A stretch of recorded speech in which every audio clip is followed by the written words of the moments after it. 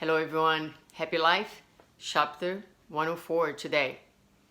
Envy is a mighty inner foe that you must overcome. It viciously infiltrates your mental screens and wreaks havoc on your emotions. It becomes a ruthless inspector, an insensitive taskmaster.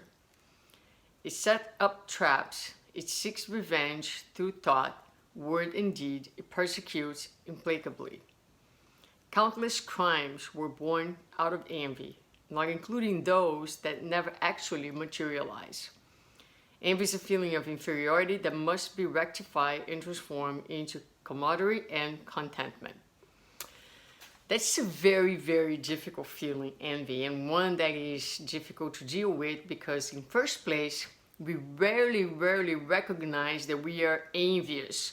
Unless it's some very superficial situation where, I'm envious of, this rich neighbor of mine or, something that you can easily identify. But a lot of times, especially for example, when we are very, very critical of someone and we put someone down deep inside, it can be, we are envious of the person's way of being, we're envious of their accomplishments. And the Spirit Amelia Rodriguez in one of her books has a passage that I like very much. So she says that an envious person, what he or she will do is he or she will bring the other person down because he looks at that person and he sees something that he wish he could be that way.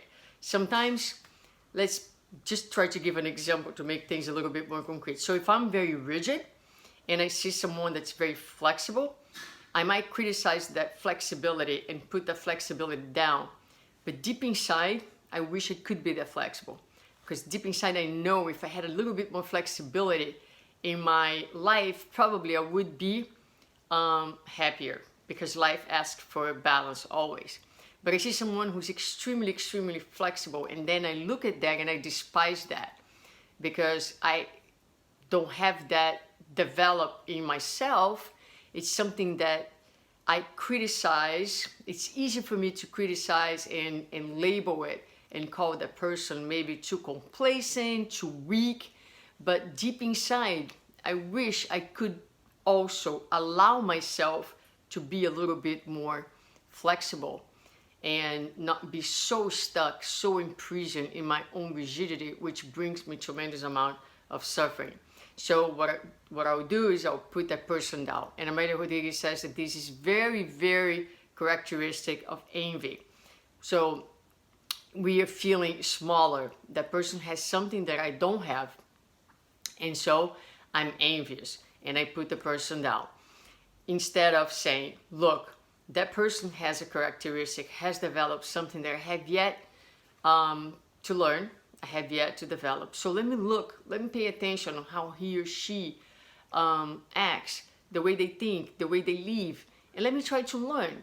Let me read about it. Let me try to practice this. And so when we are humble enough to recognize that someone might have something that we are yet to accomplish, then we put ourselves in a position of someone who is willing to learn, who is willing to grow.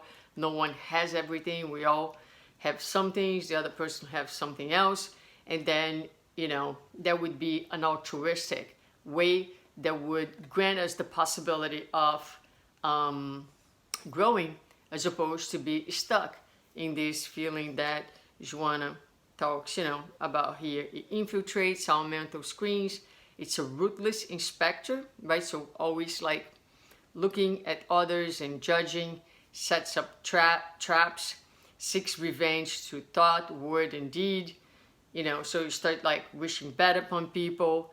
And so when very sick and very deep, and the person is very vulnerable, sometimes it can lead to crimes.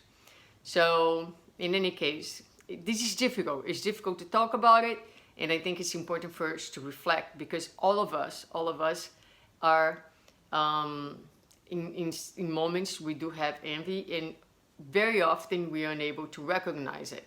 So let's pay attention, and see if we can identify when it happens to us and see if we're able to do the shift the shift that she invites us to do. I mean, we're not going to be perfect, but we can identify and we can work to shift and we can work to learn from it.